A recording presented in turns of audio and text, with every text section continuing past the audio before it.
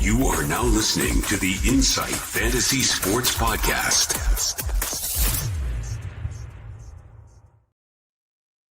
Welcome all and welcome in. We are back. It's the Insight NFL Podcast. Thursday, 25th of September. Week 4 kicks off tomorrow officially with Seattle heading to Arizona. Tonight's show, we'll have a Week 4 preview going through all the start-sit options for each game this week. We'll also have our starts of the week as well, which we didn't do too bad last week, might I just add there. But you're on board here tonight, mate. I think this is your first starts of the week show. Yeah. I'm pretty excited. I know looking at your list, I was a bit devastated that you got there before me. You had a couple of nice and juicy ones, but how are you feeling as we head into week 4? Yeah, mate, it's a lot of pressure to be here after what you and DFAB dished up last week and getting ahead of the ball. So hopefully we can do it again. But mate, pumped to be here. I've been obviously I've been deep in the SuperCoach streets for the best part of the month. So it's good to be having a real crack at my first love, which is fantasy football, and starts the week is the best show to be on. So thanks for the call up. Good to be here and pumped to get into it. Glad to have you here, mate. And I'm the same. Fantasy football, I know SuperCoach has been great this year.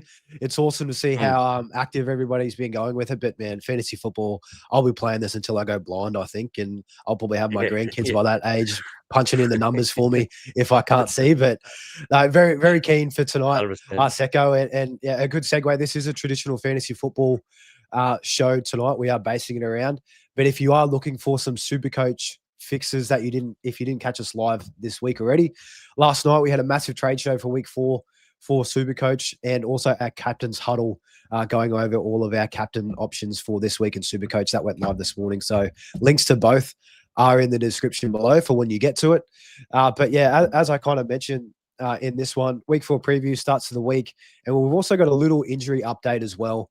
We're still hanging out for a couple of the larger injuries, but we'll hit the drop and we'll cover a couple of things before we get stuck into our starts and sits.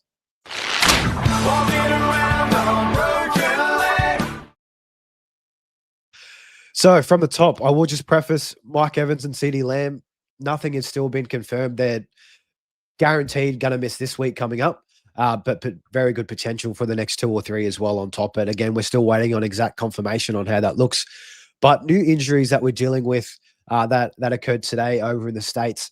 Wednesday practice, Ted McMillan, wide receiver for the Carolina Panthers, he didn't practice at all today, dealing with a calf injury. Again, it is still very early. We'll have a couple of practices still to go before he plays, but not good signs. We don't like to see it. It's one to monitor. Secko, how are you feeling about Ted McMillan and this calf injury?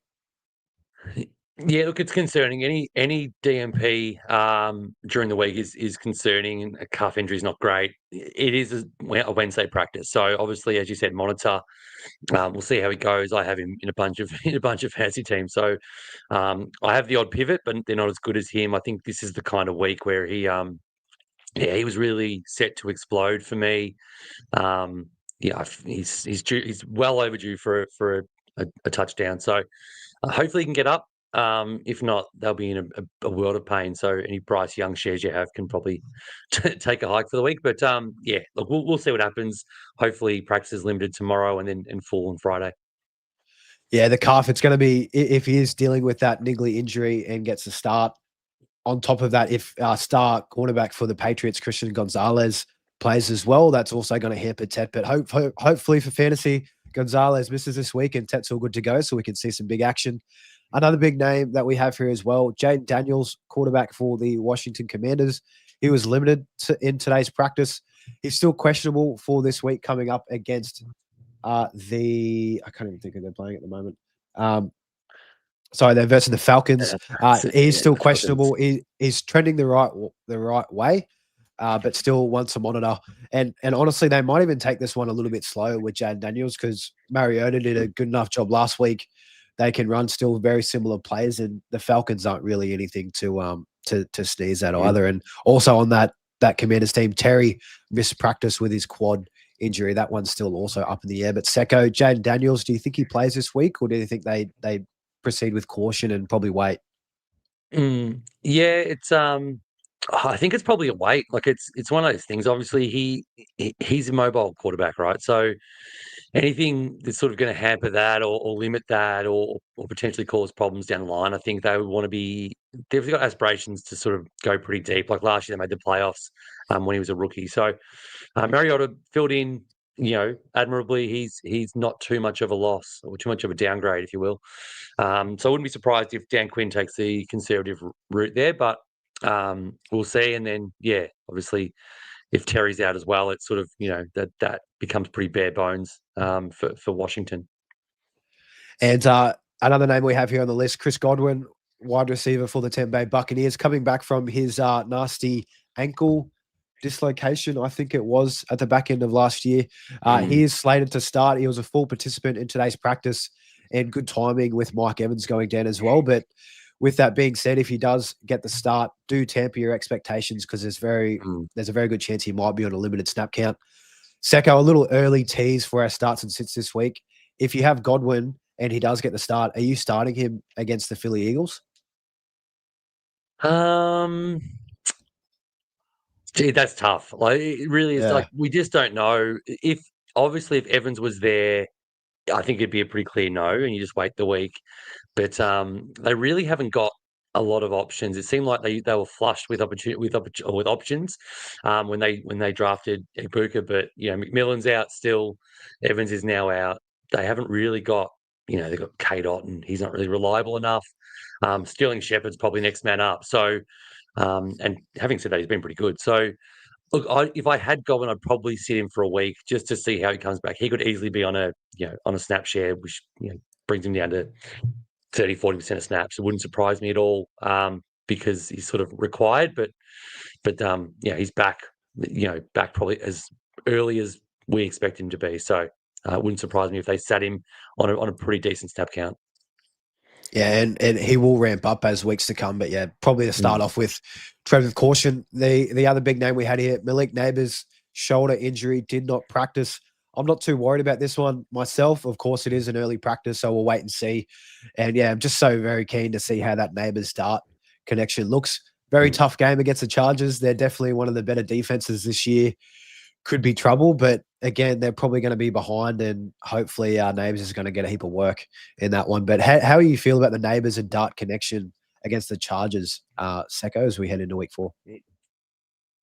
Yeah, I'm pretty bullish about it, to be honest. I don't think Neighbors loses anything. If he may even gain, maybe not right away against Chargers in Dart's first outing. But the thing about Jackson Dart is he's a sort of, there's going to be a lot of RPOs, so run pass options, where he's going to sort of make the call whether he takes off or passes. And when that happens, especially with younger quarterbacks, they're single read quarterbacks, right? So he's the kind of guy who will, look, if the play call is for a Neighbors run pass option, there's every chance if he's sort of open, in that sort of intermediate, he'll just do it, right?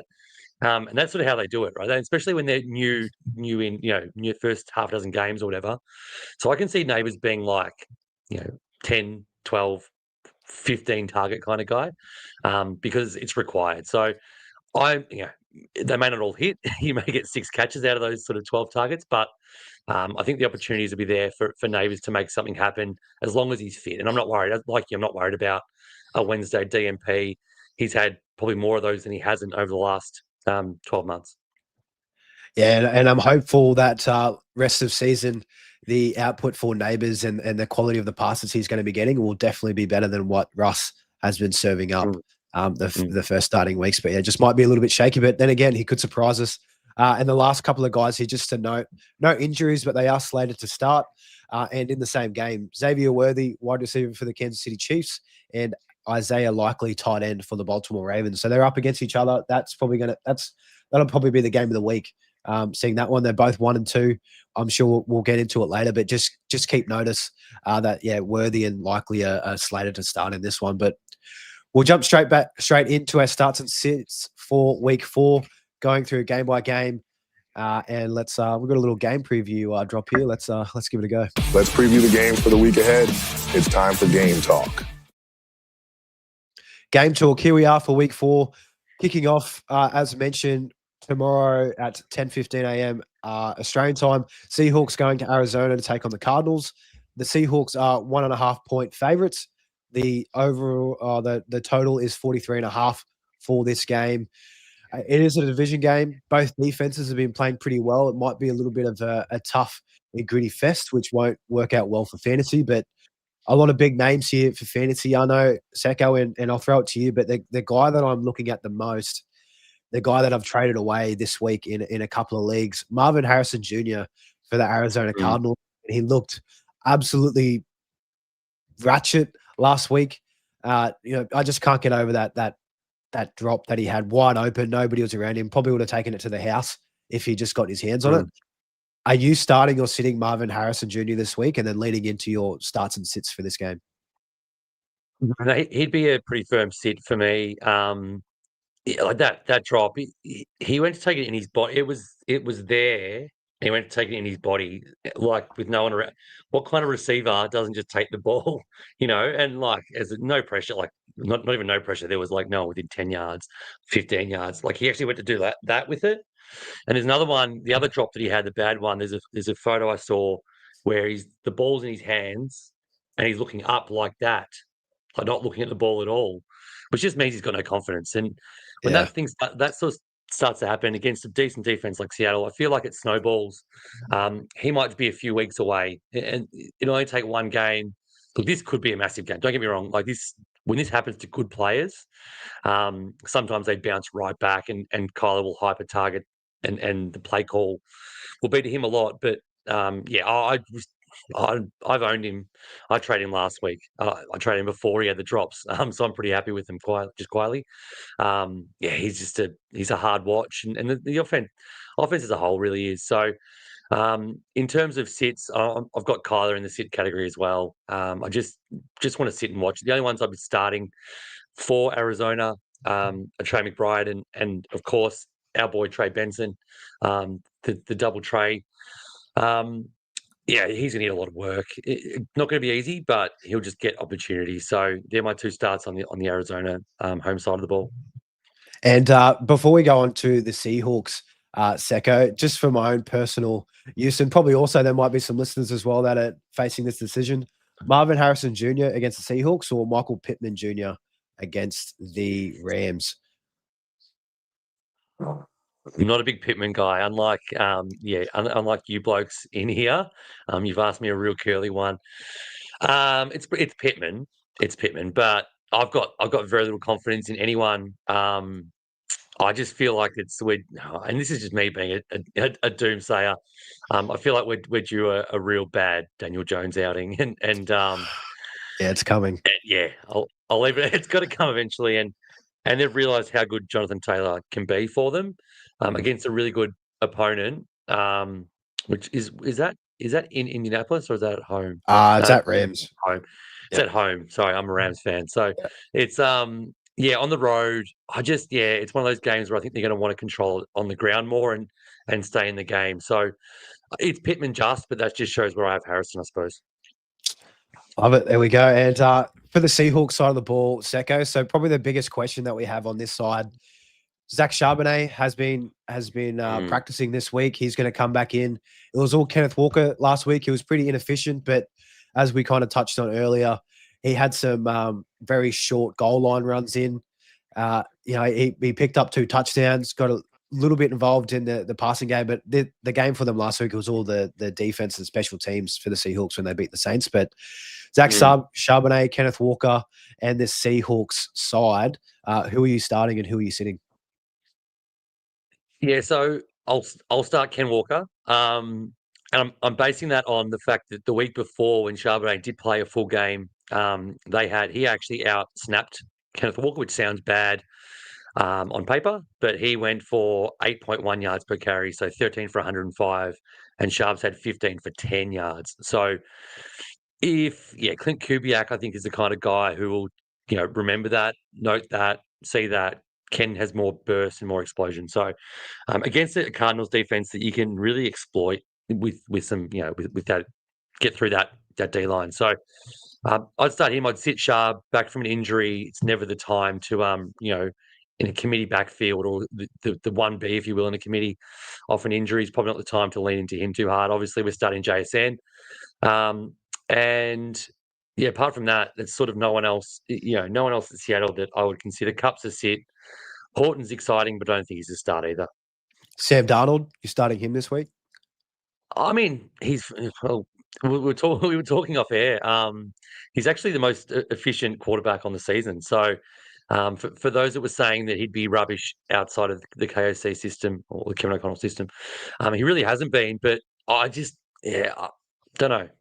He still hasn't scored any more than sort of 20 points in a 6-point per passing touchdown league. So he's sort of doing efficiency without any volume. They are landing on the run, and so Sharp will get some as well. But I expect it'd be mostly still a running game again. So probably not a start unless you're in obviously 2 QB super flex formats. Yeah, probably more so better NFL play instead of a fantasy play for Sam Darnold. But moving on, that was Seahawks Cardinals. We've got a Sunday, 11:30 p.m. our time here in Australia. Our first international game. Oh, no, sorry, it's not our first. That was a first game of the year kicked off in Brazil. But international game in Ireland and Dublin. Vikings taking on the Steelers. It is a Steelers home game, technically, but Vikings are favourites by 2.5 points. Very low total with 40.5 here. I mean, looking at it, the Steelers, I feel like there's only a couple of guys, and that's really that we'd be looking at. And the Vikings is probably the same thing. But how do you see this one in your starts and sits for the week, Secko? Yeah, Jordan Mason, unofficial third my guy for me. Got the keys and he looked great. With Wentz coming in, it really did help him. Obviously, more of a game manager situation, but I don't think he'll lose much from McCarthy's back either. To be honest, he's an obvious start. The Steelers defense hasn't been great against running backs, and the Steelers defense really isn't what they were for the last 3 or 4 years when we'd sort of steer away from them. Obviously, Justin Jefferson as well. Another big star for me is TJ Hawkinson, who, I was actually offered a trade, him in a trade a couple of weeks ago, and I was like, nah, he's rubbish. Addison's coming back, but he's actually, he had a great game last week. Pittsburgh just gave up 8 for 90 and 2 touchdowns to Hunter Henry. There's a chance that Hawkinson does it again. Having said that, low over under. These international games always seem to be fizzes, just the way it sort of seems to run. So I wouldn't be surprised if no one really goes massive here. But there definitely starts. And Addison coming back from his suspension, not injury, he won't have the same downside. But I'd still sit him just first game back, acclimatizing and in Ireland of all places. Yeah, I expect it to be a pretty. Yeah, I expect it to be a pretty gross game. This one will be a lot of the defenses. The Steelers, their defense kind of came to last week against the Pats, but yeah, that international game, not too sure if I'll be waking up for that one or staying awake until the Monday morning slate. And that starts off with us here, 3 a.m. slate for here in Australia. The Philly Eagles taking on the Tampa Bay Buccaneers. Eagles are 3.5 point favorites and 44.5 total points. Bit surprising the total is only this much, but I guess with the injuries to Mike Evans, that is going to bring things down. I mean, looking at this game, I can see it as a bit of, Barkley, of course, he can run on any team, but the Buccaneers and Vita Vea, they've got a very good defensive line and they have been slowing guys down at the running point. So potentially we see a little bit more through the air for the likes of AJ Brown and Devonta Smith. How are you feeling about the wide receiver duo for the Eagles, Secko, in this one? Yeah, I think it's start all 4 of the Eagles. Obviously, Hurts, Barkley, Smith, and Brown, but it's very much with the tempered expectation approach. Obviously, we've seen AJ Brown the first 2 weeks, and same with and Smith as well.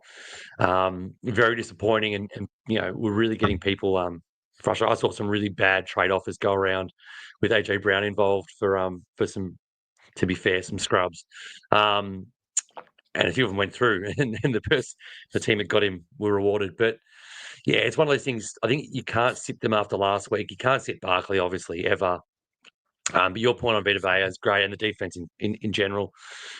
He's just, you can't sit him, but don't be surprised if he ends up with a sub 10 point outing either.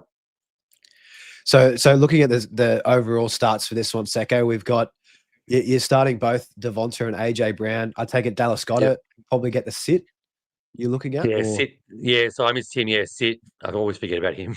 When Devonta Smith's playing, Goddart's not really in my reckoning. It's just the way it works. And when Smith's out, Goddard becomes good again. So he did have a couple of big catches last week. But yeah, I don't think he's a play. And that's pretty much it. For you'd start the Eagles D if you had to, because I think the Bucks with limited weapons won't be as potent as they normally would be. and then obviously for the Bucks in starts, you're starting Bucky, you're starting Igbuka. Yep. He's probably going to get slated to the whole work there. Kate Otten, tight end, might be a potential streamer. You're looking at him, or you're kind of just fading that. Probably just fading. Like there hasn't been enough. I don't think there's been enough tight end injuries or reasons to have to go down to Odden. You couldn't have missed bad enough really to probably have to be there so early in the season without any. I mean, Kittle was one obviously, but you've covered him for a couple of weeks now. So I'd probably sit him. I'd sit Godwin. We mentioned we mentioned him in the injury update. He's probably just too much of a risk to put in your lineup straight away. And because of that, I don't think Baker's really someone you can start with any confidence, given that it's Igbuka and Sterling for the most part against obviously a really solid Eagles D. So that pretty much wraps it up. But yeah, obviously Igbuka's a primo start this week. Moving on to the next game, and this one is the biggest landslide in terms of favourites for the week. The Saints are going to Buffalo. The Bills are 15.5-point favourites. In this one, that's just, more than 2 touchdowns. It's nuts, 3 possessions, and 48.5 total points. So it's probably, I haven't seen the team totals, but I'd imagine the Bills are at 30 at least. Yeah, that looks like 30, 31. So is that 31-16? About around there, yeah. About there, yeah. So, I mean, I'll tee you up for this one here, Secko. On the Bills side of the ball, obviously Josh Allen, James Cook. Everyone, yeah. Are you a little bit worried about Keon Coleman? Because I saw it last week when they were they didn't really need him against the Dolphins, and he wasn't really, he just wasn't used, didn't really get many opportunities. Do you think that'll happen again this week, or are you still looking to start Coleman? It's a good shout. And look, there's every chance him or Shakir or Kincaid just sort of blank you a bit, or they, like Seattle did last week, say they get a special teams touchdown and a defensive touchdown, and Cook runs one in, and they're up by 3 scores. There's a chance that they just run the ball all day, and there's a lot of Ray Davis and there's Ty Johnson, and it's just like a gross fantasy game. But I just don't think you can miss out on the potential bonanza of, like we saw Detroit in week 2 where they had 52 points and everyone sort of got in. So it's that kind of situation. I think if Josh Allen wants to pad his back-to-back MVP credentials, he can start in week 4 by just going absolute ham.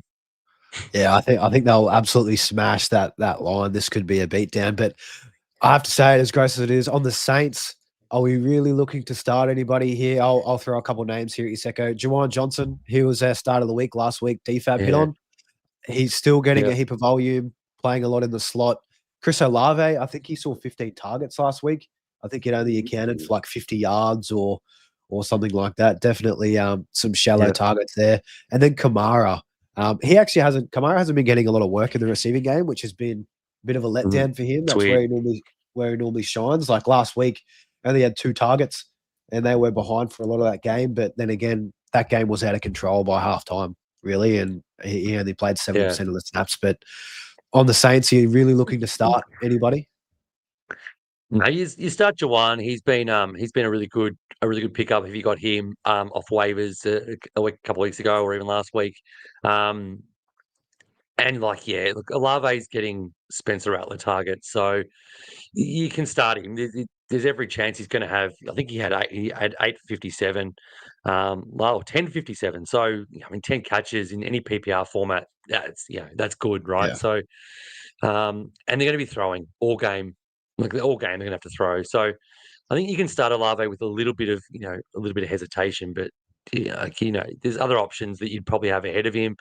I'm just trying to think off the top of my head who they would be, but if you've got him and he's definitely flex worthy in the absolute least. Kamara, I probably would.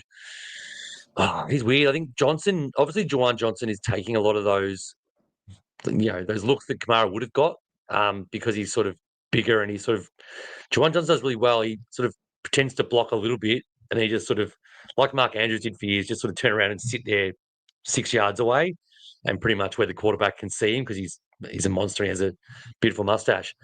And so he's just sort of sitting in the hole rather than when Carr would have gone, oh, shit, there's Kamara, and just thrown it over there to him. So it's sort of like, he's not going to have that. What you would have drafted him for was that PPR safety net upside, and he just hasn't shown it yet. So not saying it can't happen, but I wouldn't start him hoping for it in Buffalo with a 2.5 score spread.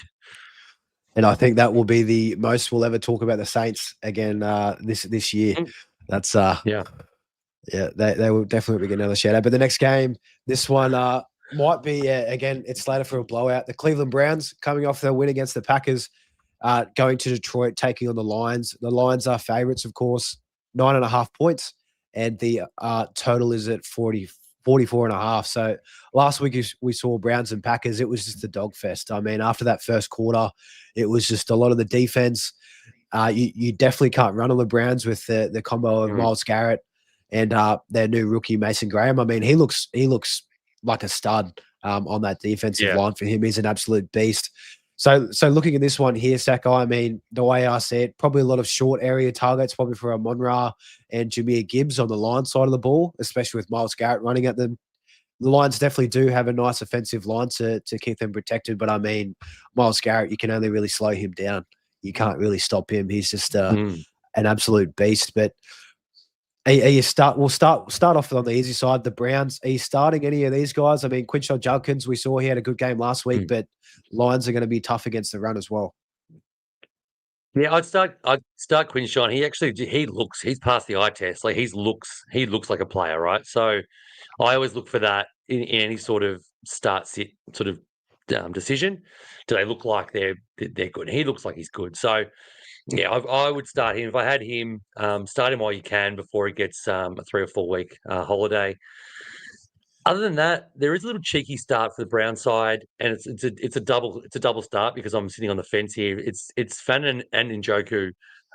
If you've got either of them, start them. The reason why, week 1, Tucker Kraft had a big game against a good game against them, and then last week Mark Andrews against the Lions had 2 touchdowns. His only good game of the season. So there definitely is some susceptibility to the tight end position, and that sort of lends itself to they have a pretty good pass rush themselves, a very good one.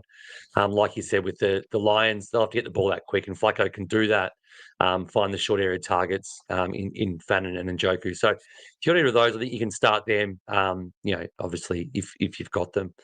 Other than that, Brown side, I'd sit Judy, Tillman. Don't think there's anyone else. Flacco. That's about it.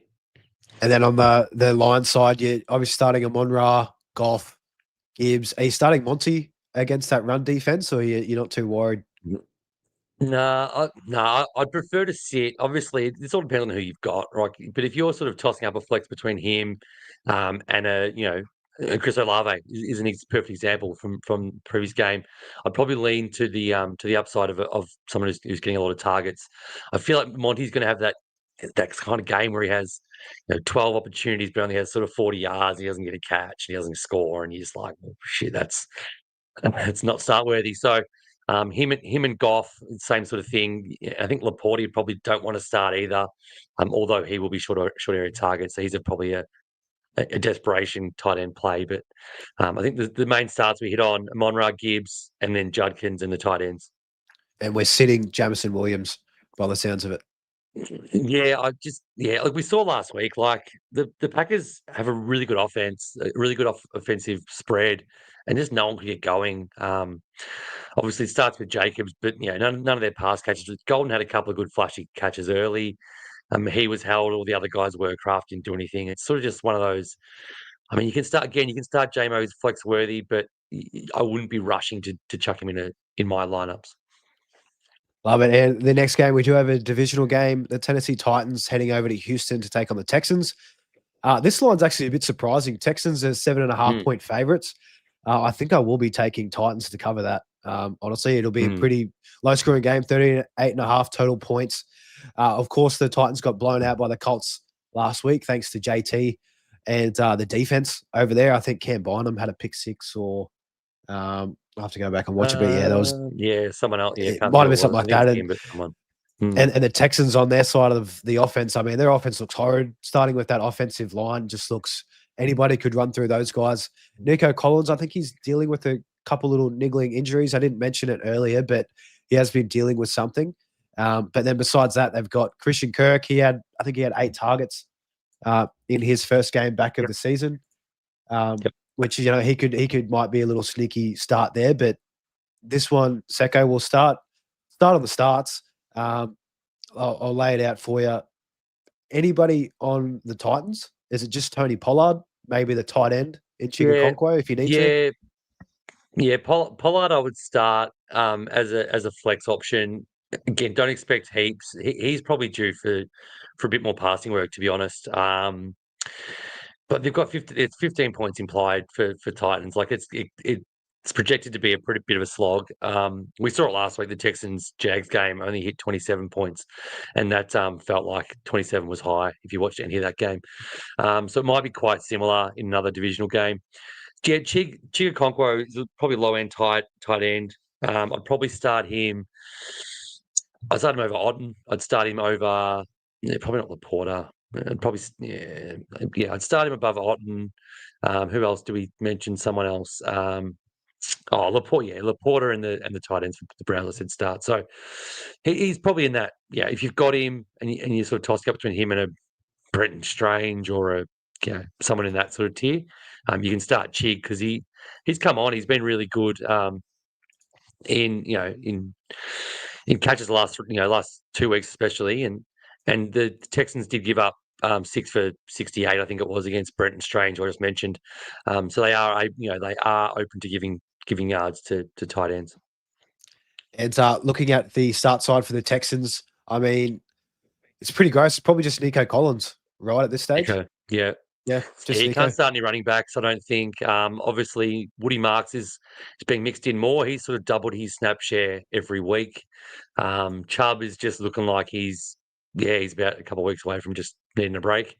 Poor bloke, he's done a mountain of work in his career and just can't get himself obviously right. And now that he is, he sort of doesn't look like the same guy anymore.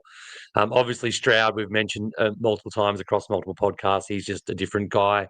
If I heard a stat, over the last 15 starts, he has 6 less touchdowns than Anthony Richardson over his last 15 starts. So that's, and more interceptions. Like that's damning. We all call Richardson a massive joke as a quarterback, as a passing quarterback. Stroud's worse. So can't start him, and you can't start. I mean, you could start Kirk if you really needed to in a flex, but other than that, I wouldn't be touching anyone else. I think, and with Kirk, I think only in a PPR format as well. Like his targets aren't going to really get him many yards. And for the sits, there's going to be a whole heap. And I might even just run through all of these Secko quickly. So CJ Stroud, the rookie duo, wide receivers, and Jalen Noel, Jaden Higgins. You probably shouldn't even have them on your team if you do. And then for the Titans side of the ball, we're sitting Calvin Ridley. He's going to get the Derek Stingley Jr. treatment. And even also, I think Alec Ayomana, I don't know if you can start him because they've got Kamari Lassiter on the other side, who's not as good as Stingley, but he's a beast as well. So yeah, a whole lot of sits on the Titans side of the ball. It's pretty only just Chigakonkwo and only Tony Pollard as a start. Hopefully, that'll just wrap up that game. I don't want to talk. It's just going to be gross. I think 38.5 total points. I think I'll be back in the unders on that also. And moving on to the next game, it is going to be exciting. Chargers taking on the Giants in New York. Chargers are 6.5-point favorites, which is surprising. They should definitely cover that, you'd think. And the total is at 44.5. So biggest storyline in this one, Jackson Dart with his first start. Hopefully Neighbours is all healthy and good to go. Cam Scatterbo had an absolute beast of a week last week against a tough Kansas City defense. And then you've got the trio for the Chargers in the wide receiving room, which is just kind of, there's no real clear leader. They're all kind of getting a little bit of a share. Ladd McConkey's probably the odd one out. How are you feeling about Ladd McConkey and the rest of the receivers to start us off here in this one, Secko? Really good about Ladd. Don't ask me why or how. He's just the best. He's the best wide receiver in that team, and eventually it's going to have to run for him. Obviously, QJ's been amazing. Keenan Allen has been even more amazing, to be honest. But yeah, I feel like there's going to be a loud game, and I think once there's one, there might be a few more. So the Giants, it just seems like an easy smash spot for him to get involved. It's funny to think the books think that the Texans are more likely to beat the Titans by more than the Chargers beat the Giants. That doesn't make any sense to me. So there's a pretty easy, if you're gambling responsibly on the weekend, there's a pretty easy multi to be had there. But yeah, look, I'd probably start all three of the wide receivers. You sort of got to until one of them turns into a pumpkin. I would hope it's not Lad first to do that, but yeah, you sort of got to start them all, and then obviously you're starting Justin Herbert. He's been absolutely amazing. Yeah, he has been, and I guess pretty easy there. Amari and Hampton as well. You're definitely starting for the Chargers with that Najee Harris injury. He's going to get all the work, and he looked very, very good last week in his first decent game, which is good to see. And the Giants, you can run through the Giants. That's no dramas. I guess Giants side of the ball, the only starts would be Malik Neighbors and Cam Scatterbo. Of course, Malik if he is healthy. Jackson Dart, Secko, if you have to. Are you looking to start Dart, or you kind of want to see what it looks like for a week first? You'd love to see it. Yeah, you'd love to see. Obviously, he played well. He played in all three preseason games. He played at the equivalent of just more than a normal game of work. He had 47 pass attempts, so it's a pretty high game. So he had 379 yards and 3 touchdowns. So he's competent and capable, but you'd want to see it. Obviously, Superflex is where he comes into the equation. Probably, he's startable over someone like, without looking at Bryce Young, probably startable over Bryce Young. He's probably startable over, well, not Dunn or not Mariota. Probably maybe Wentz in Ireland. He's in that sort of range for me anyway. So, if you've got any questions, obviously you're in our Patreon, hit us up. If you've got Dart anywhere and you're lucky enough to have spent 52 fantastic fab dollars on Dart, let us know and we'll let you know who should start him over. Love it. Then of course in the sits, just quickly, Wan'Dale Robinson, don't start him. Definitely sit him. The tight end, Theo Johnson, sit him. He hasn't been doing too much. Then pretty much everybody else, just Neighbors, Scatterbo, maybe Dart in a pinch if you need to, and you're starting everybody on the Chargers side of the ball. Moving on to the next game, the Washington Commanders going to Atlanta to take on the Falcons. Commanders are 1.5 point favorites. The total is 45.5 for this one. Again, I think the line, they're thinking that Mariota's probably going to get the start with that line, because you think if Daniels is in that, they're going to absolutely smack the Falcons with how poor they've been looking. I'll start off with this one, Secko, and probably the trickiest one here for the Commanders side of the ball. That running back rotation that they have, Chris Rodriguez, Jeremy McNichols, and the hotness, Bill Krosky Merritt. Are you starting any of those guys? You're starting all three. Who do you prefer to start us off there? Yeah, starting none. I'd sit them all. Bill was all the hotness, and now it just sort of seems like due to that horrible 3-way split that he's just sort of lost all of his luster. He's still the one to own, obviously, of the three, and I couldn't even tell you which one of the other two to roster if you wanted to have a crack at one of them. And the Falcons D obviously is not formidable enough against the run, but I just wouldn't know which one to start. I think if you have Bill, he's in the conversation to start, but I also wouldn't be surprised if he has 8 carries for 30 yards and doesn't get the goal line, because the goal line goes to Rodriguez or McNichols breaks one, and or Mariota takes it himself. Like that's the problem here, is there's too many variables to take that touchdown away, and I think he's a little bit touchdown or bust in a 3-way committee. So I'd probably want to sit all of them. And looking at starts in the Commanders, Terry McLaurin, we don't know yet if he is going to play with that quad injury, and Deebo Samuel. Wouldn't start him. Wouldn't start Terry at all? If Terry played, I wouldn't start him, because, I don't think he's going to play. So it's easy to say that. But yeah, he's one move away from re-injury. You're setting yourself up for a bit of a fall there. So I doubt he plays, but if he does, I probably would try and look elsewhere. So it looks like only for the Commanders we have Debo. He's probably going to be the only guy there if Terry's there, and also Zach Ertz. We're probably looking to start him as well, and then either of the quarterbacks in Mariota or Jaden Daniels, because Mariota he's probably going to run in a score no matter what if he gets a start. On the Falcon side of the ball, it's a little bit murky with the whole Michael Penix Jr. situation and how horrid he looked last week. I take it with easy off the top. We don't even need to spend much time on it. Michael Penix Jr., we're definitely sitting him against the Commanders' defense as well. Von Miller will just droppable. Drop. It could be in all formats.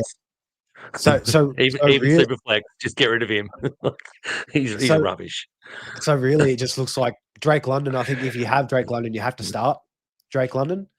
And also Bijan Robinson. That's probably the only two from that side of the ball. Darnell Mooney, Cole Pitts, there sits for you, I take it, Secko? Yeah, you had to mention Cole Pitts, didn't you? Had to. Contractually obligated. No, obviously I don't mean drop Penix from a super flex. Don't take that as gospel. Obviously you want to hold all starting quarterbacks in a super flex, but make sure he's not in your team if you can avoid it. Obviously you've only got two. He's probably I'd almost start a handful of receivers in his place in a super flex, to be honest, because he just looks like and Commanders are not a bad defense. He just looks like he's got no idea.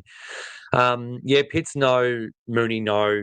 You hit the nail, obviously. Bijan and London, just keep him going. It can turn really quickly for someone like Drake London. He's going to get hyper targeted again. If Penix is anything above horrid, he's going to be usable and fine and he can get a touchdown at any moment. So I wouldn't be benching him. But everyone else that you mentioned there can take the seat on the pine. Moving on to the next game, still the last game in the early Monday morning slate. Carolina Panthers going to New England to take on the Patriots. Patriots are 5.5-point favorites. Total is 43.5 points there.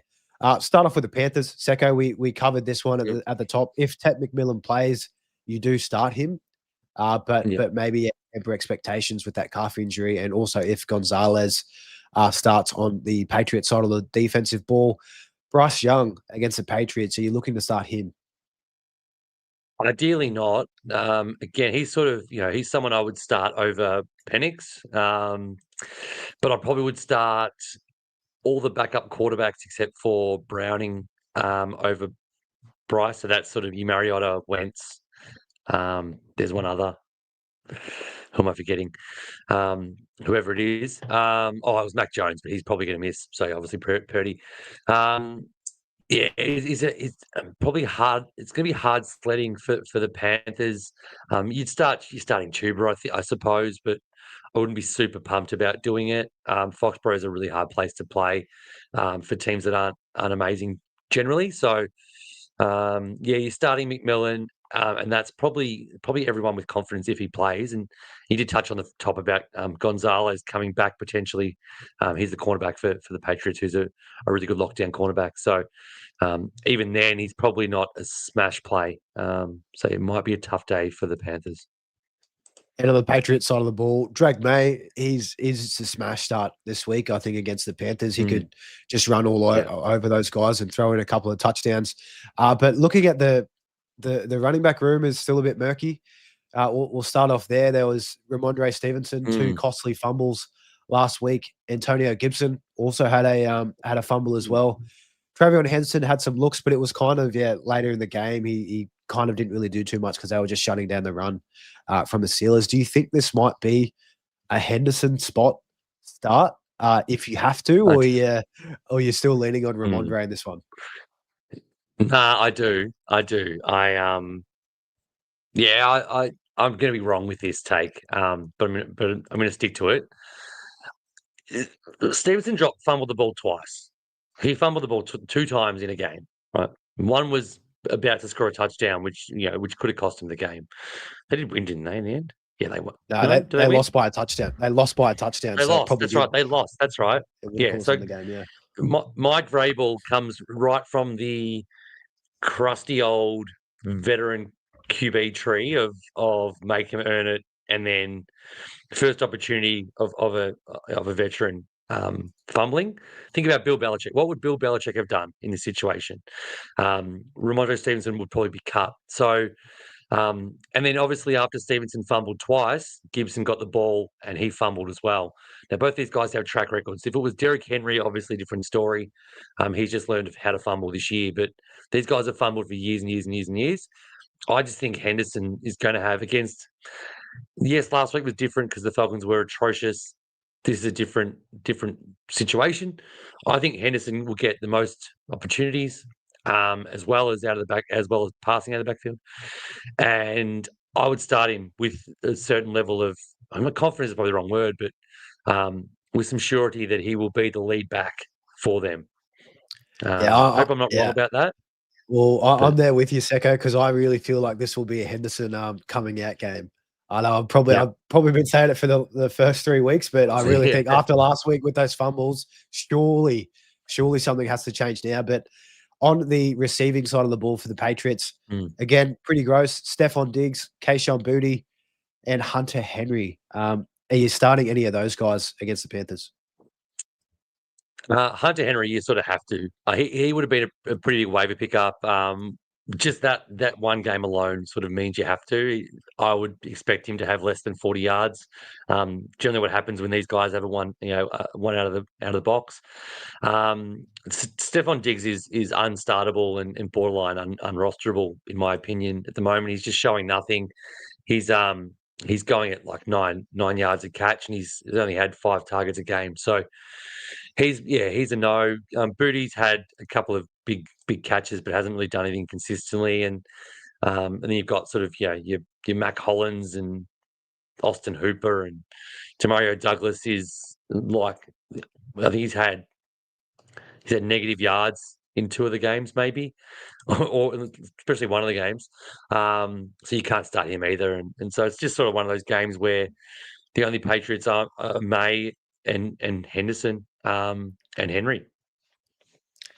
That's easy. Hopeful for a Trevion breakout. Here we go.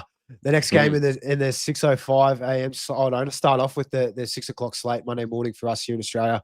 Indianapolis Colts. They're traveling on the road, I believe, for the first time this year, and they're heading to your boys there at LA, the Rams. Rams are favorites, 3.5 points, and it is our biggest total of the week in this one. 49.5 is what it's sitting at currently.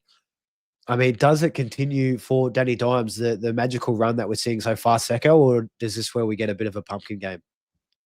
I'd like to think it's a pumpkin game. They did travel last week to Tennessee, by the way, but wasn't hard to beat Tennessee at home. My mistake. No, you could be excused. They won like they were at home with JT running 3 touchdowns in. Look, I don't want to sort of, I don't want to cheerlead for it. I just think that eventually Danny Dimes is going to have a game where he's less than what he's been. He's been amazing. Like he's performed so far above what he's ever done in his life. So yeah, I hope I'm wrong. It's great for fantasy. It's great for story. It's making Pittman more than relevant. It'll bring relevancy to Josh Downs, making Tyler Warren great. It's doing a lot for us as fantasy managers.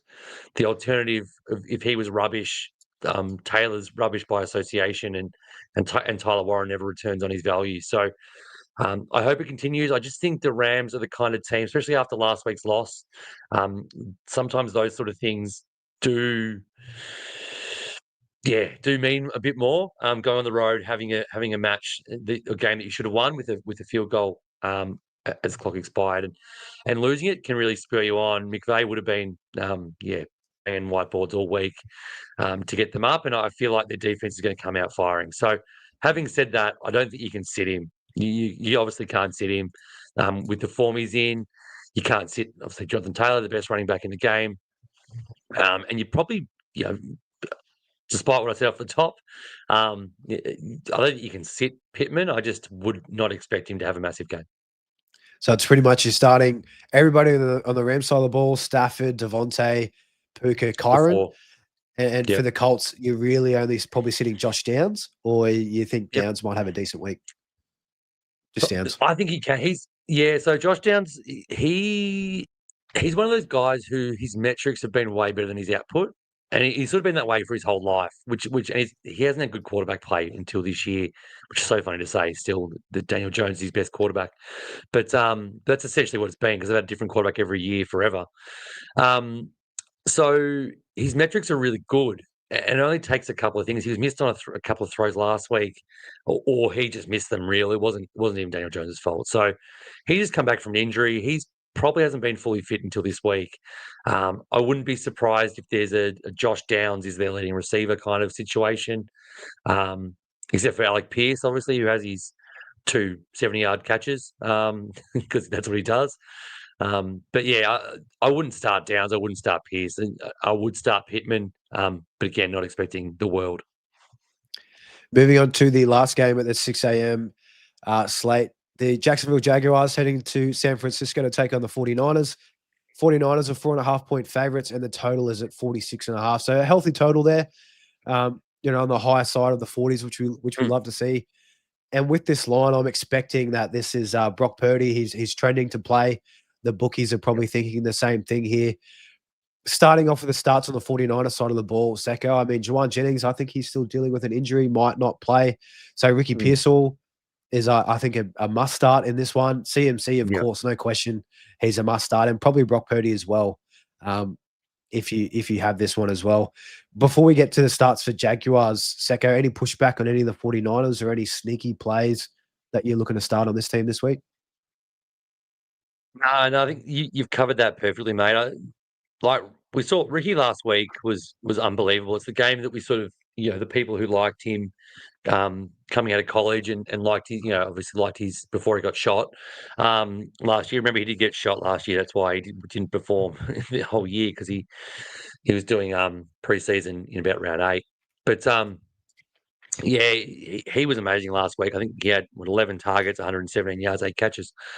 He should do it again. If Jennings isn't there, if Jennings is there, it's sort of like start them both because one of them will go big. That's sort of the way it feels, especially if Brock Purdy's there. So other than that, there's no tight ends, and CMC's obviously a smash when he's fit. Yeah, and the Jags, they're defensive. They're copping some injuries early, and they're going to be pretty woeful. You'd imagine Travis Hunter plays a lot on that side of the ball. But for the Jags, Secko, up against the 49ers, they did lose Nick Bosa for the year, so their defensive front won't be as good. But he is starting Trevor Lawrence, Brian Thomas Jr. That's probably that's probably the main 2 question marks. You're starting Travis Etienne. I think with confidence, he's probably the offense. Bashal Tootin maybe in a pinch if you have to, but I guess the main question is Brian Thomas Jr. and Trevor Lawrence if you're looking to start those 2. Yeah, I'd start Tootin in a PPR. He's getting enough catches to make him relevant, and he seems to be able to find the end zone. So he's not one I'd be smashing in, but he's definitely flex worthy. I wouldn't start Trevor Lawrence on the road in San Francisco. He doesn't seem to like the road very much. He doesn't seem to like home much either half the time, but he doesn't like going on the road that much against a decent, even though Bosa's gone, there's still a decent enough defense to cause some problems. So BTJ is the big question. Obviously, we've been talking about him a bit, especially in the SuperCoach realm. But in this, he's just it's so hard. It's so hard to watch. He was so good last year, and he wasn't just good late like rookies are. He was great the whole way through. He was great with Mac Jones, for Christ's sake. So he needs to fix obviously whatever's going on. He's the kind of guy who you're going to hate when you bench him, given the draft capital when he has, 120 yards and 2 touchdowns. That's the problem with sitting him. We probably should say all the advice screens sit with what we're seeing, 28% catch percentage, all of it. He's obviously injured in some capacity because he's just not the same person out there. But the FOMO of missing the game we saw every other week last year, I'd start him and just grit my teeth and hope it's better. Yeah, I'm the same. You would have drafted BTJ probably at the start of the second, middle of the second. So at that, you probably don't have many other options. And this could be the game where it kind of clicks together. And you'd hate to miss out, like you said. Before we move on to the next game, I will just throw a sneaky start if you are caught in a pinch. Parker Washington for the Jacksonville Jaguars, wide receiver. De'Ami Brown looks like he will miss this week as well. So, Travis Hunter's going to be playing more on that defensive side, we think. So it's probably going to be BTJ, Parker Washington, and also Brenton Strange as well on that side. So Parker Washington, if you absolutely have to, you're caught. He's probably out there on waivers still. I reckon you might be able to get some points out of him. A guy that we did forget to mention, Secko on the Jags, before we move on. Brenton Strange, he's starting him this week. Oh, yeah. You can. He's in that low end tight end one conversation where if you've got him and you haven't got one of the top sort of 8, you can start him. Again, a lot of people had to pick him up. A lot of people got him off the Kittle injury. So if you've got him, you're probably starting him. He's been really good. He had 6 for 61 last week, as I said earlier.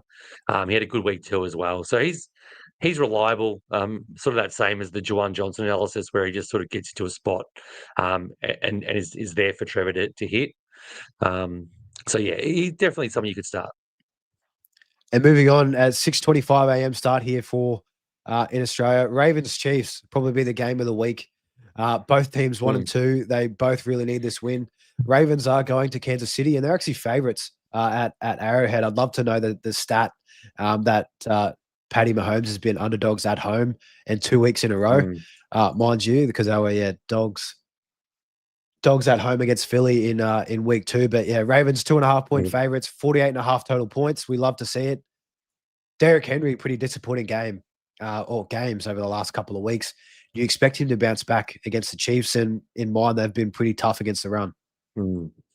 That's the thing. Like that's again, you're not. This is a start show. You're not sitting Derrick Henry. But yeah, the Chiefs is not the opponent you want after you've had a fumble that's cost your team the win, and you need to show yourself. So you're starting him, and we know who to start from the Ravens. Zay Flowers, I think, still is a start despite last week. Again, the Chiefs' defense is not the kind of place for him to get right either.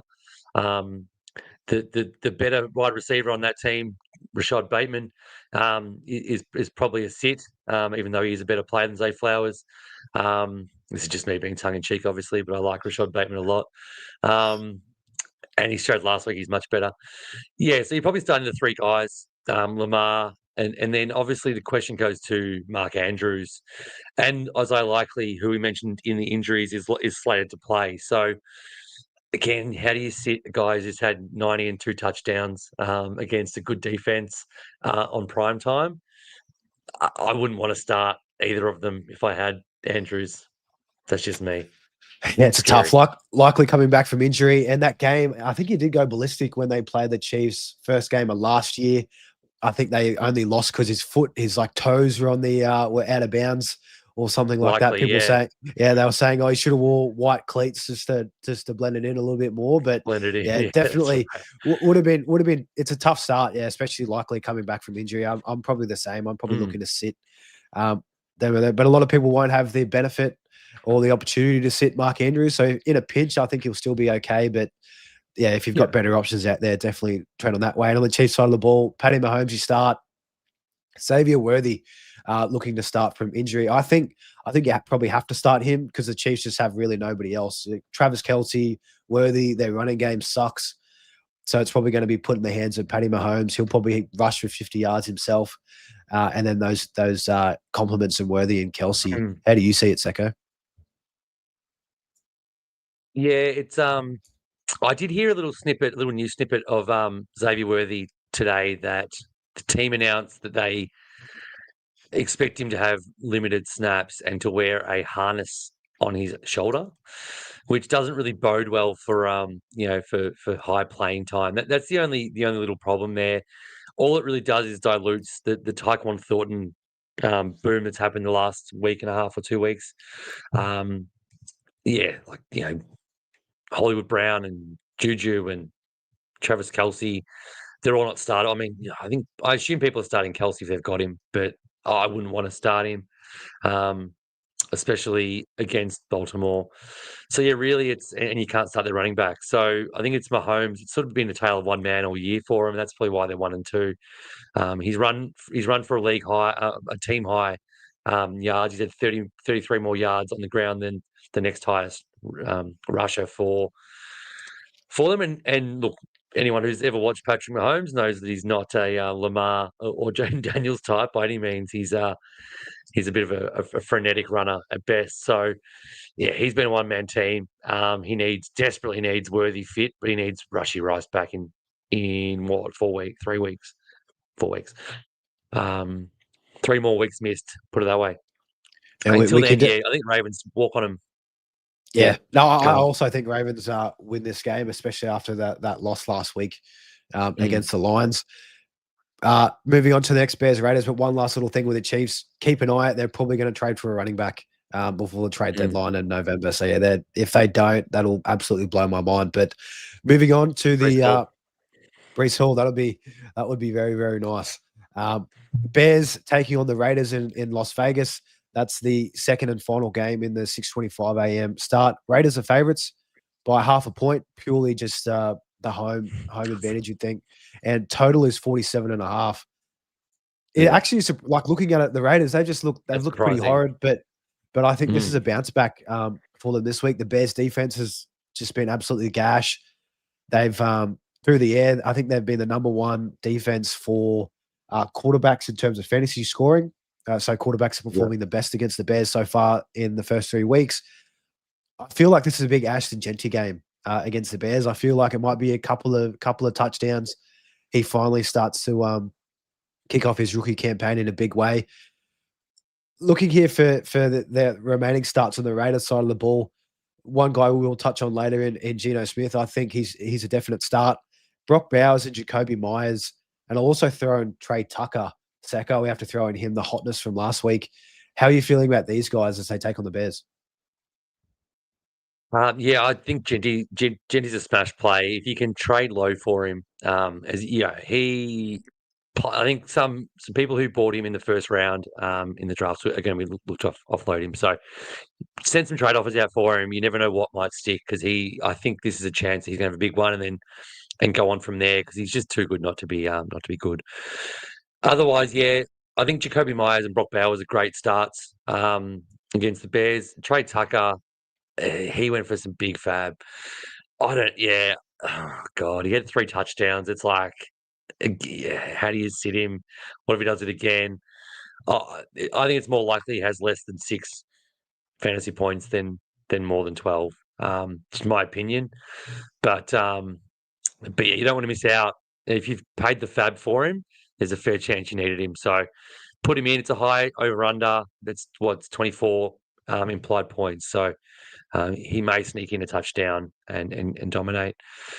And that's pretty much it for the Raiders. We sort of touched on their key players on each position. Geno, I would start only if I had to. And on the Bears side of the and on the Bears side of the ball, like the Raiders, their defense has been horrid. So I think you'll probably start everybody. Caleb Williams, Roma Dunze for sure. I guess probably not everybody. DeAndre Swift, you probably are still looking to start just because of the opportunities that he's been getting. Cole Mononga might get a couple of snaps, but I guess the only guys that you may not start or that are questionable, DJ Moore, Secko. What are we doing with him? He looks like the odd man out for the Bears. I mean, Luther Burden had more love than him last week, but yeah, DJ Moore, are you looking to start him or sit him against the Raiders? I'd sit him. Like, it probably is a big call, but he just doesn't seem like they give him these running back sort of look or looks out of the backfield or sweeps and they don't go anywhere. It's sort of like they're fabricating a way to keep him happy to make him, not be disgruntled like he's been before. I think he's probably the most likely trade candidate in the entire NFL because they don't seem to really want him or need him. So I'd probably sit him. I'd definitely sit Luther Burden. Amazing. It's fantastic. He had his first touchdown at 100 yards. He had 3 targets. One of them was a flea flicker for 60-plus yards, which doesn't happen every week. Obviously, anyone who's watched the game knows that it's possibly, if you saw it as well, was the worst flea flicker by DeAndre Swift in the history of him. He grabbed the ball and it took him about 5 seconds for the ball to land back into Caleb Williams' arms. But, yeah, I'd probably only start Rome and Swift. You're probably going to have to start, and Caleb Williams. Otherwise, I just don't think there's much upside on anyone unless I'm missing someone. I don't think I am. That's pretty much it. Cole Kmet, if Colson Yeah. Loveland doesn't play, if he's ruled out, maybe you might get away with Cole Kmet. But yeah, again, you're going to have better options out there. Yeah, 100%. Yeah, for sure. Moving on to the primetime game on Monday, the Sunday night game over in the States. The Packers going to Dallas to take on the Cowboys. Micah Parsons returns to Dallas. This is going to be a good one. There'll be a lot of media covering this game in prime time. Packers are favorites, of course, by 6.5 points. The total is healthy at 47.5. I mean, looking at this one here, the Cowboys without CD, going to be very tough for them to put on points. So they've still got Pickens, Jake Ferg, Javonte Williams, and they've still got Dak Prescott there. But I think Dak could have a real rough one. Also, their right guard, Tyler Booker, has been placed on the IR, I believe, for 4 weeks with a high ankle sprain as well. So they're going to be struggling there up front, and definitely not a place where you want to be struggling when they've got Micah Parsons and a couple of other big names like Rashawn Gary and can't remember the other guy on the Packers side of the ball. But how do you see this one playing out? Secco, we'll start off with the starts for both teams. Yeah. So start Pickens. He's the wide receiver one. He's going to get a lot of looks. I wouldn't start the other two receivers though, Turpin and what's it, Talbot? Talbot, yep. It's his name, Talbot. Or any of the other ones who come across. Jake Ferguson, we may get onto later. He has just been absolutely unbelievable in any sort of PPR format. He's just elite. If you're in a tight end premium, he scores ridiculous amounts with his targets and his receptions at the moment. So that's it. And obviously Javonte, we've obviously hit on Javonte throughout this year, and he's been an absolute revelation. If you got him sort of, in the potentially double-digit rounds in some drafts, he's come through massively. So you can start Javonte. He's a very strong, even against a tough Packers D, he's still a strong play. Yeah, he's going to get a lot of work, probably a lot of receptions as well. Probably won't be worth a lot of yards, but it'll still prop you up, especially in PPR. On the Packers side of the ball, Secco, I can see the Packers just absolutely running through the Cowboys. I think they could really make a statement, especially coming off that heavily favorited loss to the Cleveland Browns last week.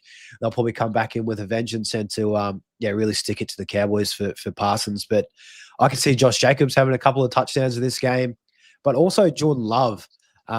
He hasn't looked too hot the first few weeks, but against the Cowboys secondary, I mean, teams are beating him through the air like crazy. When Caleb Williams went ballistic, I think he threw 4 touchdowns and just under 300 yards against the Cowboys last week. So they could get it done on both sides of the ball. How are you feeling about the Packers? And we'll start off with Tucker Kraft, actually, because he's still dealing with that injury. Was a little bit slow last week.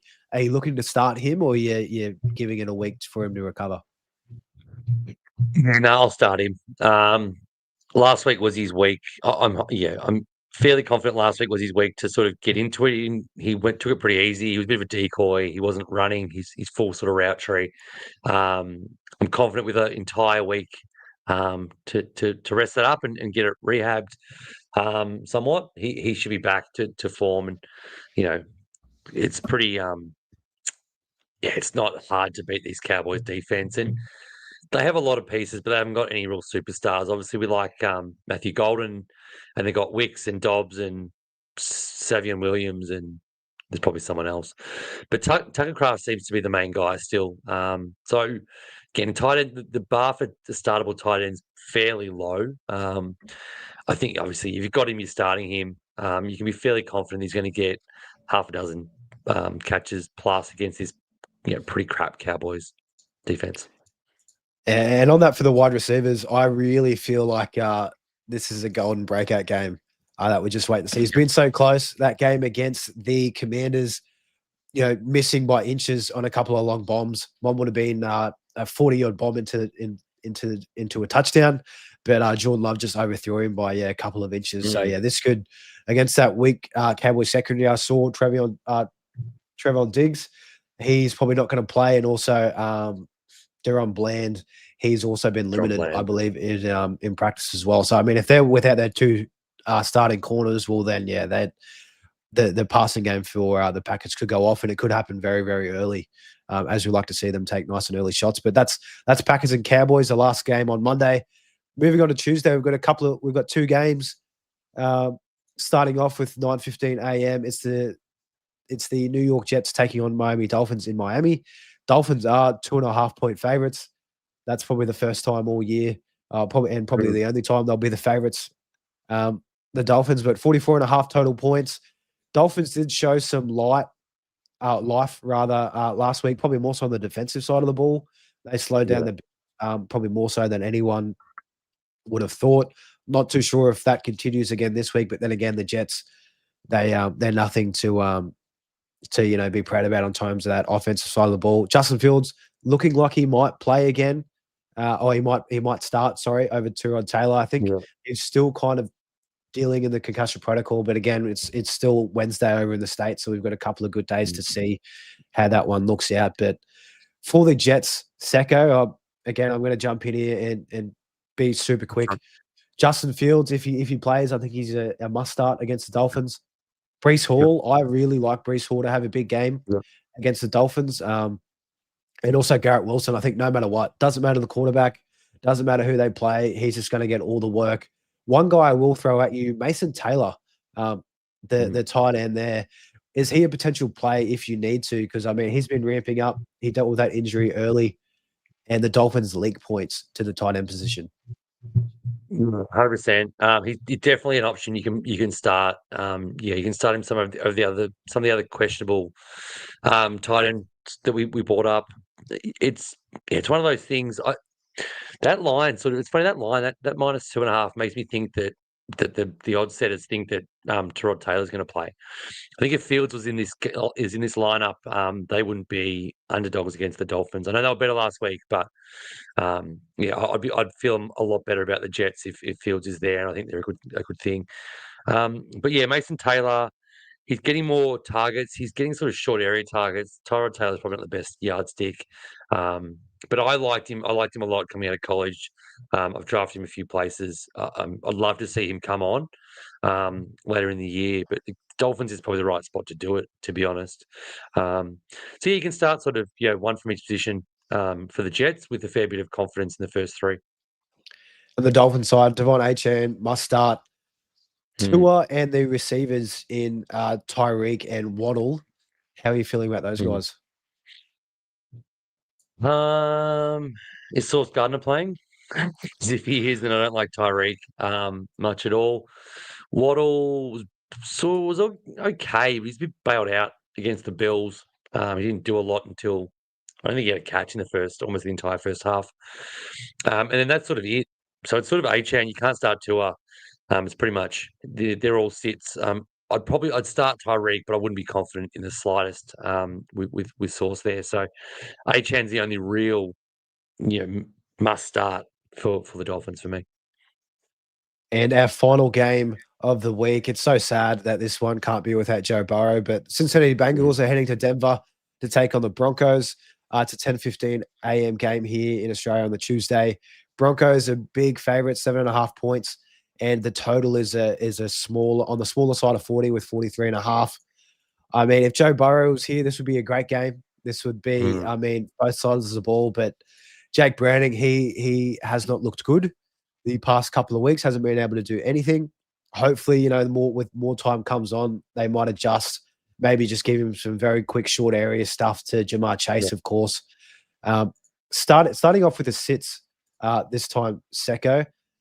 T. Higgins. I'm just going to roll out names. You just quick yes or no with it's T. Higgins. He's a sit. Troy Franklin. Sit. Chase Brown for the Bengals. Sit. It's tough. Yeah, I'm probably on that side too. Sit. I'm sitting. Sit. And unless you're having to start like a proper unless you have to start like a Rashad White or even maybe Zach Charbonnet, I would start him over Zach Charbonnet. Like we're down in those sort of things. If you got any starting running back, I could almost put him over there. You need to see it. You need to see it, and it's the Broncos, and it's at home, and it's in prime time. Yeah, and the Broncos there. I don't know if they've won.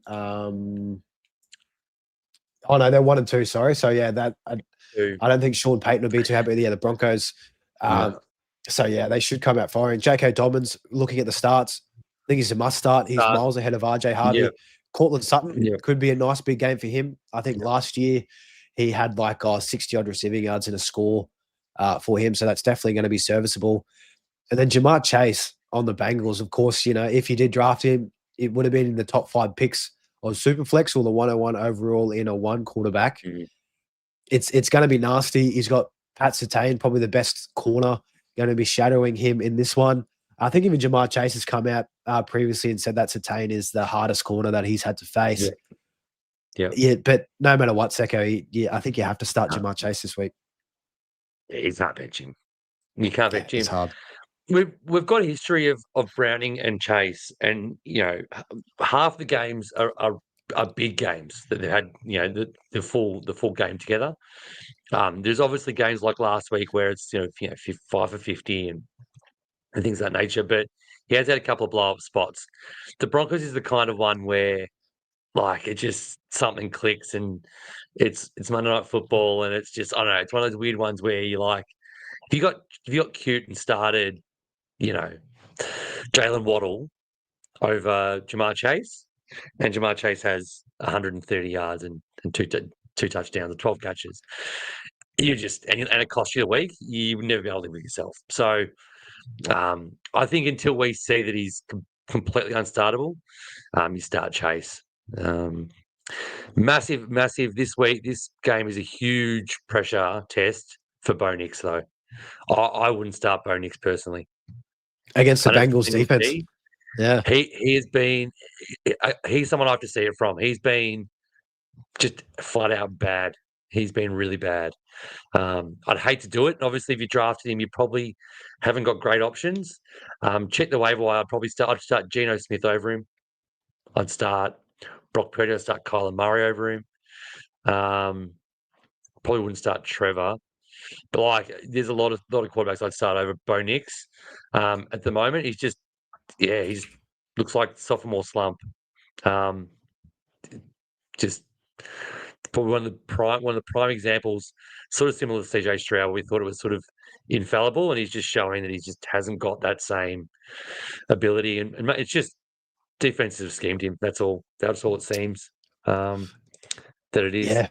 Yeah, been a super tough start. I mean, 5 touchdowns, 3 ints over the first 3 games, and he's added 71 rushing yards. But I mean, compared to what he put up last year, that's definitely not where we need it to be. So it's tough. It's tough to sit against the Bengals, but I can see your reasoning behind it, Secko. Yeah, for sure. We will.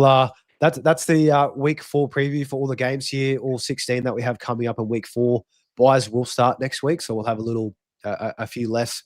Our starts of the week, starting off the quarterback. So we will go to this. I'll keep an eye on the comments as well. We're at it, and guys, we will get to the comments.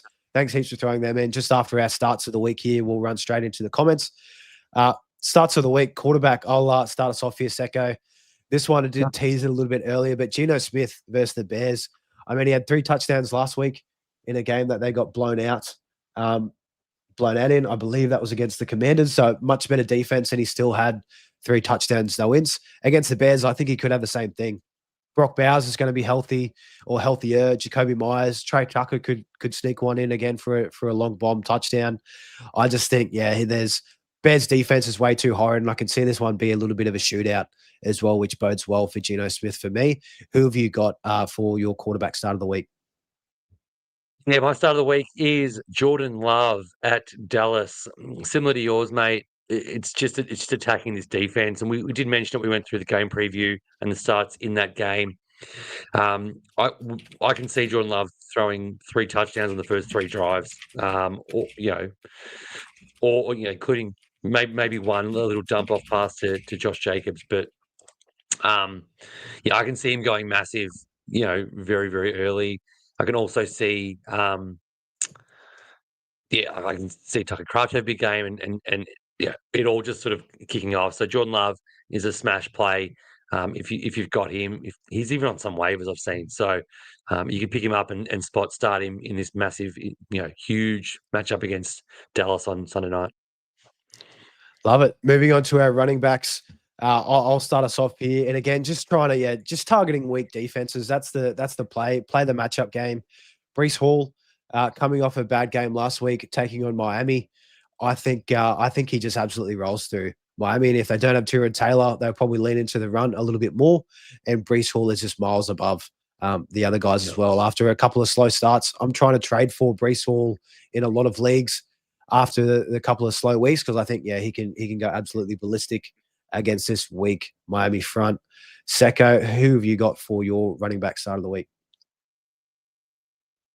Spoken a lot about this guy. Jordan Mason is my start of the week for running backs. He was great last week with Aaron Jones out of the way.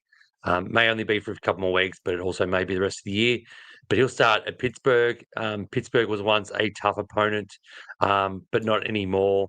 The offense is running through Jordan Mason as well with Wentz at the helm. So expect to have another 100+ yards and another score from Jordan Mason this week. Love it. Back-to-back Jordan Masons and starts of the week, but I mean, you can't really go wrong. He might have 2 scores again over there in Ireland. Moving on to wide receivers. For me, Tampa Bay Bucks wide receiver Emeka Egbuka, and for me, I just don't think anybody else is going to really do anything besides Emeka. Like, of course, Chris Godwin if he plays. Again, Tampa expectations. He's coming off that injury, and then this will be his first game back for the year.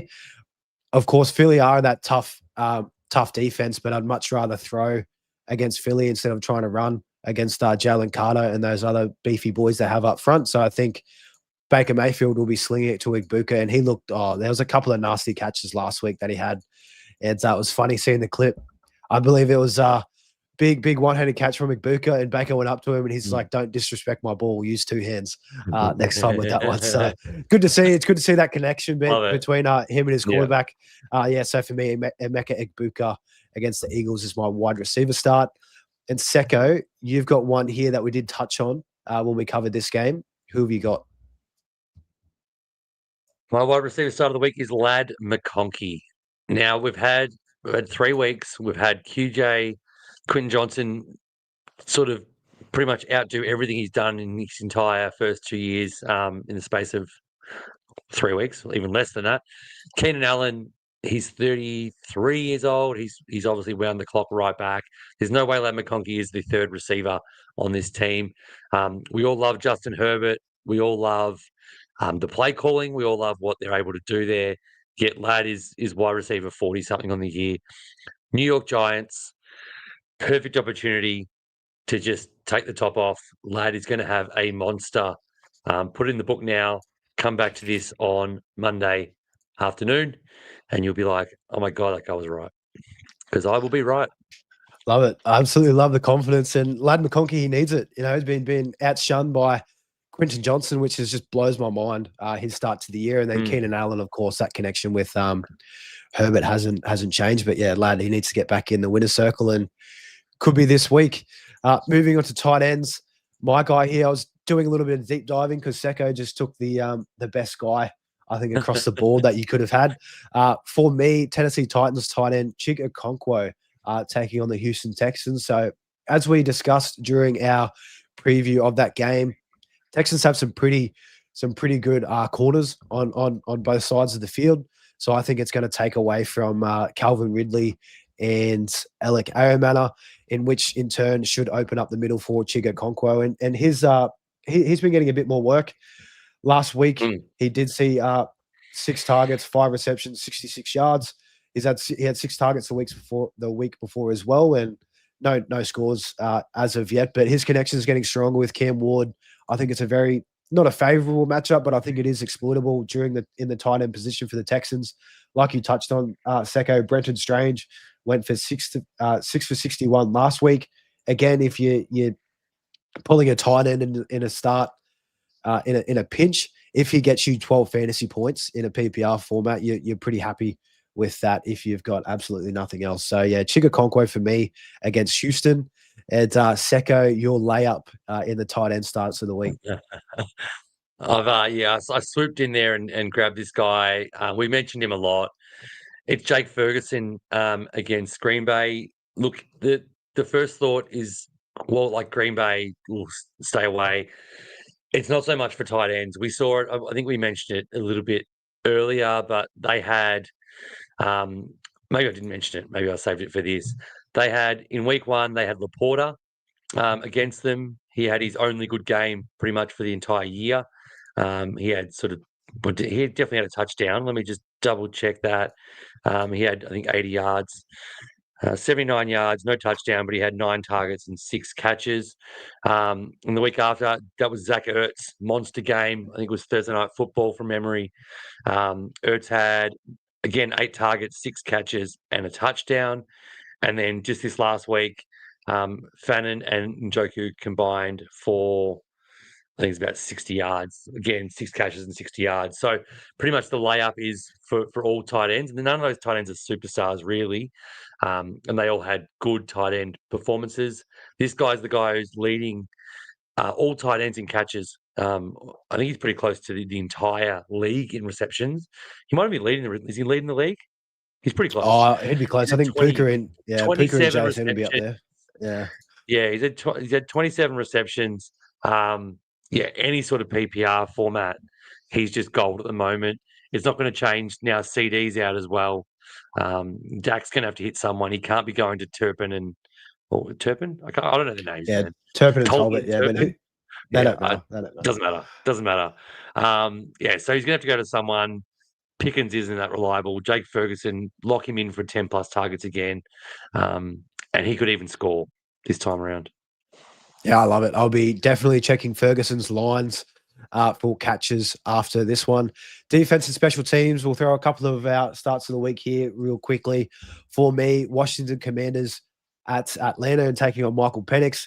Penix just looks horrid, and Commanders, they can get after the quarterback. Von Miller looked great last week when they took on the Raiders. I mean, then again, the Raiders' offensive line is pretty trash. But, I just think the Commanders, I think they're going to really do a number on Atlanta this week. They'll definitely cover, even if Mariota starts. So that's mine here. And Secko, who's your defense start of the week? Before I say that, I'll just say the Raiders' offensive line is offensive. And the reason why is because Pete Carroll's son, who has no background, is the offensive line coach. Anyway, as soon as he gets fired, they might be okay. And Genty might actually be half good. My DST start of the week is the Houston Texans D. Similar reasons. They are facing Cam Ward, and they're facing him at home. He just hasn't shown enough to me. They've got great corners. They've got a really good D-line with Anderson and Hunter. They'll get to Ward a lot. They'll force a lot of pressure throws. I can see sort of multiple picks, multiple sacks. So, they're the kind of team that they're almost guaranteed to, and a very, very low over-under. So the points won't get out of hand to keep that score down in your DST score. So if you can pick up the Texans and stream them for the week, that's my pick. It's a nice, simple recipe, streaming defenses. Target the ones that are up against struggling quarterbacks. And, we've done that to a T in Penix and Cam Ward there. We will get to some questions. That is our week 4 preview and our starts of the week, all in there. We will get some questions before I get to that. If you are watching on YouTube, as always, a big like and subscribe. We absolutely love it and really much appreciate that one there.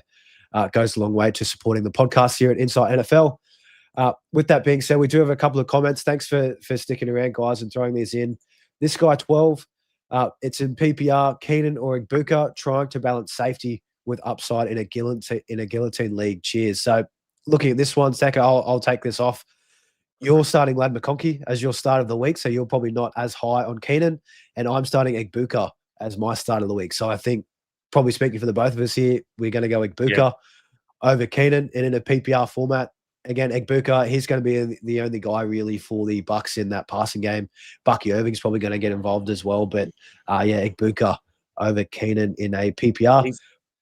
He's safety and upside, so you've got the best of both worlds there. This guy, 12. There you go. Our guy, punter, as always, start Javonte Williams versus Green Bay or Hampton versus Giants. So I'll let you handle this one, Secko. It's a pretty easy one for me. Marion Hampton's got the keys. He's got the Giants defense. I think they'll be up pretty handily and they'll be able to run the ball a lot. So, Giants not a bad. He'll be all volume, but Green Bay D or the Giants D. Give me the Giants D. Love it. And we actually had a couple of paid comments coming through here from Shaquille. He hit us with a big $2, but forgot to comment there. And then he also threw in a little dollar comment here. Thanks heaps, Shaquille. Much appreciated. That's awesome. Really great to see. We'll get to your comments here. So we've got here, you're a 0-3 team, full PPR. Your running backs are Hampton, Walker, Scatterboo, Pollard. Not too bad. Good. Your wide receivers, Jamar Chase, Brian Thomas Jr. Yeah, it's tough. Debo, DJ Metcalf, and Godwin. Also have Rice. Start 2, running back, wide receiver, and flex 1. Tight end, McBride. Quarterback is Caleb and Bo. So, okay. We'll just need to know. You go first, and I'll go. Caleb and Bo. I'm not sure if this is super flex. I can't see that anywhere. We'll go with Superflex and say he's starting Caleb and Bo, and then Trey McBride in his 1 tight end spot. He needs 2 running backs, 2 wide receivers, and a flex. Yeah. So looking at trade. Yeah. So looking at trade options here. I guess we could start off with who would start this week. Starting Hampton for sure. He's starting Walker over Scatterboo. Secko, I know it's a little bit iffy. I feel like Scatterboo is going to get the most work. And Shaquille has said it is 1 QB as well. So, okay. So just pull this start, back up here. Caleb, forget Bo. Yeah, start Caleb, forget Bo.